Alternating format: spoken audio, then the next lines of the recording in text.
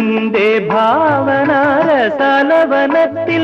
വന്നു ചേർന്നൊരു വനമോഹിനി വർണ്ണസുന്ദരമാം താലങ്ങളേന്തി വന്യപുഷ്പജാലം നിരയായി നിന്നെ വരവേൽക്കുവാനായി ഒരുങ്ങി നിന്നു.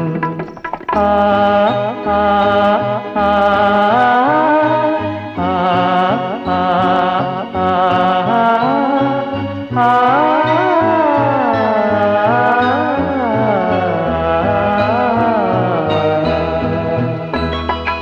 എന്റെ സ്വപ്നത്തിൻ താമര പൊയ്കയിൽ വന്നിറങ്ങിയ രൂപവതി നീലത്താമര മിഴികൾ തുറന്നു നിന്നെ നോക്കി നിന്നു.